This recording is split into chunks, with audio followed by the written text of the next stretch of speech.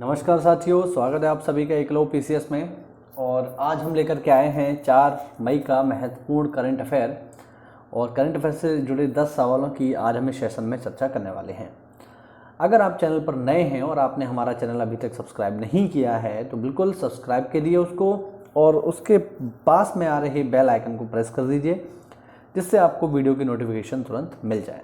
और अगर आप ये पीडीएफ प्राप्त करना चाहते हैं तो टेलीग्राम एप्लीकेशन में जाकर के एकलव्य पीसीएस को सर्च कीजिए और हमारे टेलीग्राम चैनल को ज्वाइन कर लीजिए, क्योंकि सारी की सारी इन्फॉर्मेशन जो है इस पीडीएफ की या ये पीडीएफ जो है ये टेलीग्राम चैनल पर ही मिल जाएगी आपको। तो पीडीएफ प्राप्त करने के लिए हमारा टेलीग्राम चैनल अवश्य ज्वाइन करें। चलिए ठीक है, देखते हैं यहाँ पर पहला प्रश्न। शुरुआत करते हैं पहले प्रश्न से। पहला प्रश्न है, हाल ही में किस बैंक ने अपने ग्राहकों के लिए पहला प्रश्न है यहाँ पर, हाल ही में किस बैंक ने अपने ग्राहकों के लिए अमेजन एलेक्सा गूगल असिस्टेंट पर वॉइस बैंकिंग सेवा शुरू कर दी है। ठीक है, वो कौन सा बैंक है जिसने अपने ग्राहकों के लिए अमेजन एलेक्सा तथा गूगल असिस्टेंट पर वॉइस बैंकिंग सेवा शुरू कर दिया। अच्छा, हम पहले जान लें कि ये अमेजन एलेक्सा तथा गूगल असिस्टेंट क्या है। तो हम सभी पर स्मार्टफोन हैं और हमारे स्मार्टफोन में गूगल असिस्टेंट होता है जो आपकी आवाज़ पर कार्य करके आपके आदेशों का पालन करता है। सभी स्मार्टफोन्स में ये फीचर होता है। यदि आप उस बटन को प्रेस करेंगे तो वॉइस कमांड का ऑप्शन खुल जाएगा, फिर आप उसमें जो भी बोलेंगे वो करेगा। ठीक है, ऐसा ही एक आपका एक उपकरण होता है अमेजन एलेक्सा, है ना, वो भी इसी सिद्धांत पर कार्य करता है। आप उससे जो भी बोलेंगे वो उसका आंसर कर देगा, इंटरनेट की सहायता से ये चलता है। तो कौन सा ऐसा बैंक है जिसने अमेजन एलेक्सा तथा गूगल असिस्टेंट को बैंकिंग सेवा में शामिल कर लिया है? यानी कहने का मतलब ये है कि इस बैंक के माध्यम से ये जो बैंक है, अच्छा कौन सा बैंक है पहले ये जान लेते हैं हम। ऑप्शन है Yes bank, Canara bank, ICIC bank या यूनियन बैंक। और इसका जो सही जवाब है विद्यार्थियों वो है आईसीआईसीआई बैंक। ठीक है, यानी अब आप आईसीआईसीआई बैंक की सारी जानकारी गूगल एलेक्सा या गूगल असिस्टेंट के माध्यम से भी प्राप्त कर पाएंगे। इन एप्लीकेशंस का यूज़ करके आप अपने बैंक के अकाउंट की जानकारी प्राप्त कर सकते हैं और इस प्रकार की सुविधा देने वाला आईसीआईसीआई बैंक भारत का पहला बैंक है। चलिए देख सकते हैं आप यहाँ पर, देख सकते हैं आईसीआईसीआई बैंक ने हाल ही में अपने ग्राहकों के लिए अमेजन एलेक्सा गूगल असिस्टेंट पर वॉइस बैंकिंग सेवा शुरू कर दी है, जिससे ग्राहक अपने खाते में बकाया क्रेडिट कार्ड तथा अन्य जानकारी हासिल कर पाएंगे। ठीक है, तो आईसीआईसीआई बैंक ऐसी सुविधा देने वाला भारत का पहला बैंक है। अगला प्रश्न देखें, आरबीआई ने हाल ही में 104 साल पुराने किस सहकारी बैंक का लाइसेंस रद्द कर दिया है? तो ऑप्शन है CKP bank, bank of Baroda, yes bank और पंजाब एवं सिंध बैंक। और इसका जो सही जवाब है वो है सीकेपी बैंक। सीकेपी बैंक का 104 साल पुराना जो लाइसेंस था वो रद्द कर दिया गया है आरबीआई के द्वारा, और ये बहुत ही महत्वपूर्ण घटना है, आप इसको ध्यान रखिएगा। अच्छा, सीकेपी बैंक कहाँ की है विद्यार्थियों? तो महाराष्ट्र की है। और चूंकि अब इस बैंक का लाइसेंस रद्द हो गया है इसलिए अब ये पूरी तरीके से आरबीआई के नियंत्रण में है। जिन लोगों की 5 लाख तक की राशि इस बैंक में जमा है वो वापस कर दी जाएगी, और यदि इससे ज़्यादा राशि आपकी जमा है तो फिर वो इतनी आसानी से आपको वापस शायद ना मिले, उसके लिए सरकार अलग से प्रोसीजर तैयार करेगी। तो सीकेपी बैंक का लाइसेंस जो है गवर्नमेंट ने रद्द कर दिया है। आप देख सकते हैं आरबीआई ने हाल ही में 104 साल पुराने सीकेपी बैंक का लाइसेंस रद्द कर दिया है। इस बैंक की शुरुआत 1915 में हुई थी। इस बैंक का मुंबई के माटुंगा में प्रमुख कार्यालय है और मुंबई तथा ठाणे जिले में इसकी कुल 8 शाखाएं हैं। इस बैंक के लाइसेंस को रद्द कर दिया गया है। आगे देखें, कावेरी जल प्रबंधन प्राधिकरण को अब किस मंत्रालय के अधीन कर दिया गया है? प्रश्न नंबर 3, कावेरी जल प्रबंधन अधिकरण को अब किस मंत्रालय के अधीन कर दिया गया है?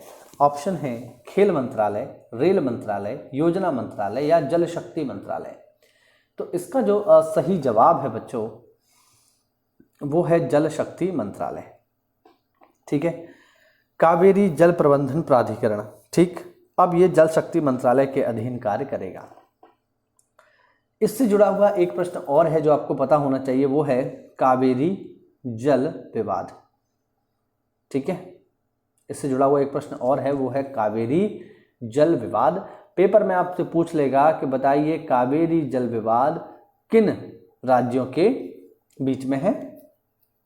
तो हम ध्यान रखेंगे बच्चों, कावेरी जल विवाद 2 राज्यों के बीच में है। पहला राज्य कर्नाटका और दूसरा राज्य है तमिलनाडु। तो कर्नाटका और तमिलनाडु राज्य के बीच कावेरी नदी के पानी को लेकर दोनों राज्यों में विवाद चल रहा है। पेपर में यह भी पूछा जा सकता है कि कावेरी जल विवाद किन राज्यों के बीच में है। तो आप जवाब देंगे कर्नाटक और तमिलनाडु। चलिए देखते हैं आगे। आप देख सकते हैं कावेरी जल प्रबंधन प्राधिकरण को हाल ही में जल से संबंधित मुद्दों को निपटाने के लिए गठन किए गए जल शक्ति मंत्रालय के अधीन कर दिया गया है। ठीक है, ध्यान रखेंगे, अब ये जो है जल शक्ति मंत्रालय के अधीन कार्य करेगा। आगे देखें, निम्न में से किस भारतीय विदेशी सेवा के बैच के अधिकारी टी.एस. तिरुमूर्ति को यूएन मुख्यालय में भारत का नया राजदूत नियुक्त किया गया है। ठीक है, पॉइंट हमारा प्रश्न में ही छिपा हुआ है। पॉइंट ये है कि यूएन मुख्यालय में भारत के नए राजदूत कौन होंगे, तो वो हैं टी.एस. तिरुमूर्ति। और ये कौन है, ये IFS है। अब प्रश्न यहाँ पर थोड़ा सा बनाने के लिए पूछा गया है किस बैच के IAS हैं।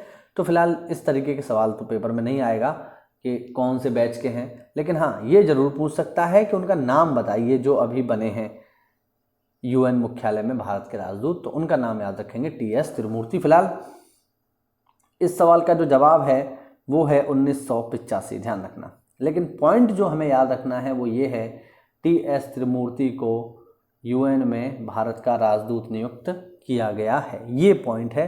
ठीक है, ध्यान रखेंगे। देखें यहाँ पर वर्ष 1985 के भारतीय विदेश सेवा बैच के अधिकारी टी.एस. तिरुमूर्ति को यूएन मुख्यालय में भारत का नया राजदूत नियुक्त किया गया है। वे सैयद अकबरुद्दीन की जगह लेंगे। ठीक है, ये मैंने आपको कल के करंट अफेयर में बताया था कि जो सैयद अकबरुद्दीन हैं ये यूएन में हमारे राजदूत थे और अब ये रिटायर हो गए हैं, सेवानिवृत्त हो गए हैं। तो इन्हीं का स्थान लेंगे कौन, टी.एस. तिरुमूर्ति। चलिए आगे बढ़ते हैं, अगला सवाल देखें। प्रश्न नंबर 5, देश के सभी IITs, NITs तथा सेंट्रल यूनिवर्सिटीज में किसने केंद्रीय विद्यालय संचालित करने की घोषणा की है। Option supreme court, high court, केंद्र सरकार या इनमें से कोई नहीं। तो इसका जवाब बेहद ही आसान है बच्चों। ध्यान रखना, देश में जितने भी IITs हैं, NITs हैं, सेंट्रल यूनिवर्सिटीज़ हैं, उन सभी यूनिवर्सिटीज़ में, IITs में, NITs में एक सेंट्रल स्कूल खोला जाएगा, एक केंद्रीय विद्यालय खोला जाएगा, है ना।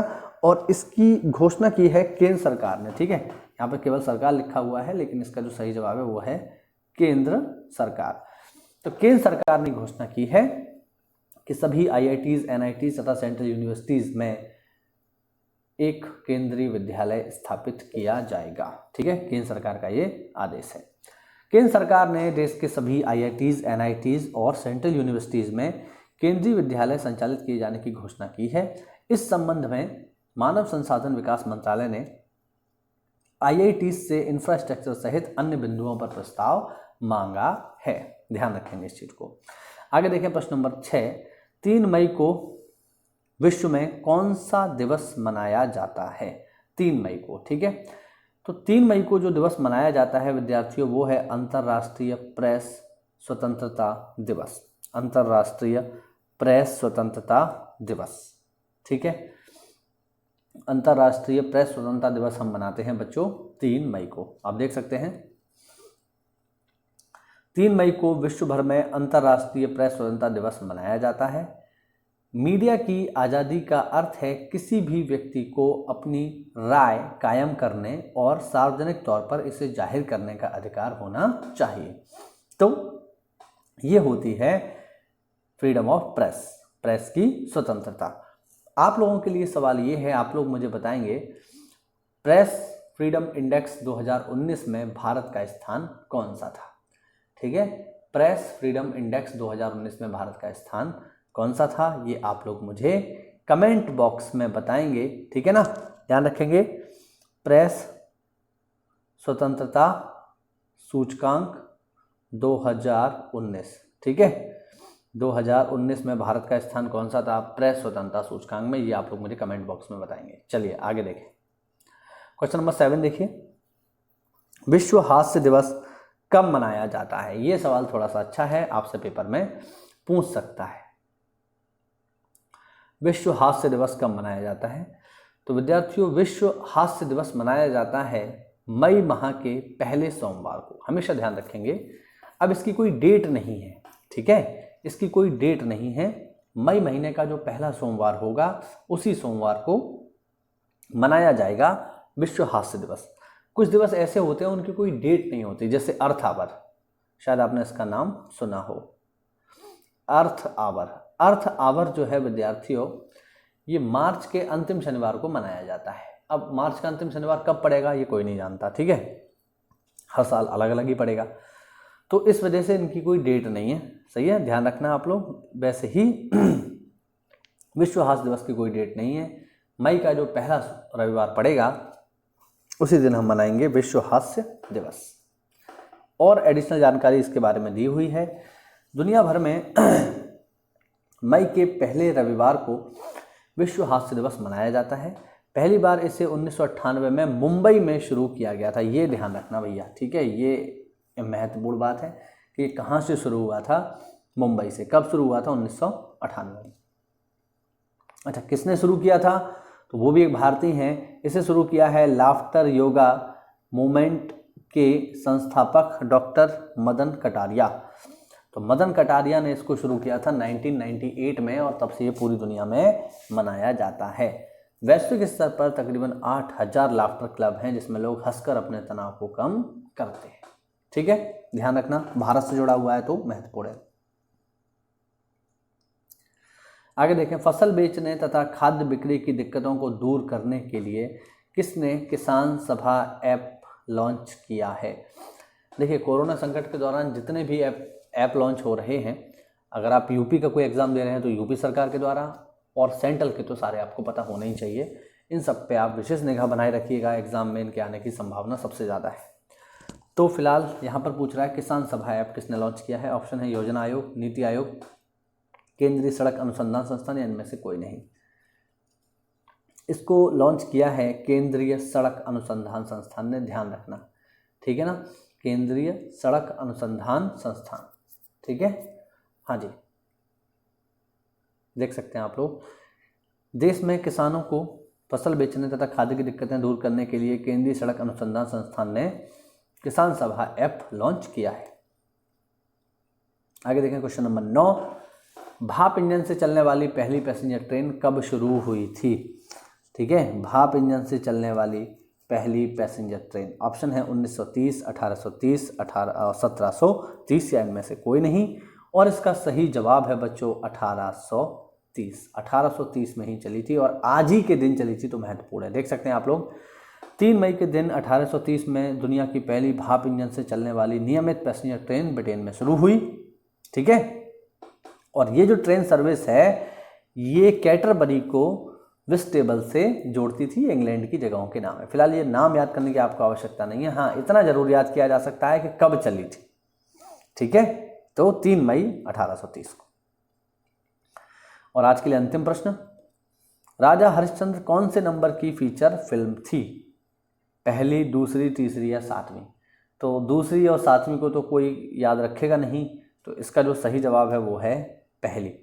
राजा हरिश्चंद्र जो है भारत की पहली फीचर फिल्म थी, और मैं आपको बता दूं ये मूक फिल्म थी, इसमें आवाज़ नहीं थी। और इस फिल्म के डायरेक्टर कौन थे विद्यार्थियों, तो इस फिल्म के डायरेक्टर थे दादा साहेब फाल्के, जिनके नाम पर प्रसिद्ध दादा साहेब फाल्के पुरस्कार दिया जाता है। उन्हीं ने इस फिल्म को डायरेक्ट किया था। ठीक है, आप देख सकते हैं देश की पहली फीचर फिल्म राजा हरिश्चंद्र 1913 में 3 मई के दिन प्रदर्शित हुई थी। दादा साहेब फाल्के इस मूक फिल्म के निर्माता निर्देशक थे, है ना। मूक का मतलब है कि इसमें कोई भी आवाज नहीं थी। अभिनेताओं ने अपने एक्सप्रेशंस के माध्यम से, अपने हाव भाव के माध्यम से कहानी को समझाने का प्रयास किया था। तो ये थी भारत की पहली मूक फिल्म जिसका नाम है राजा हरिश्चंद्र और इसके निर्देशक और निर्माता हैं दादा साहेब फाल्के। तो ये था विद्यार्थियों 4 मई के प्रमुख करंट अफेयर। उम्मीद करते हैं वीडियो आपको अच्छा लगा होगा, कुछ नई जानकारी आपको सीखने को मिली होगी। तो वीडियो अच्छा लगा है तो इसे लाइक और शेयर ज़रूर करें और चैनल को सब्सक्राइब करना ना भूलें। मिलते हैं अगली क्लास में, तब तक के लिए स्टे होम, स्टे सेफ। जय हिंद, जय भारत।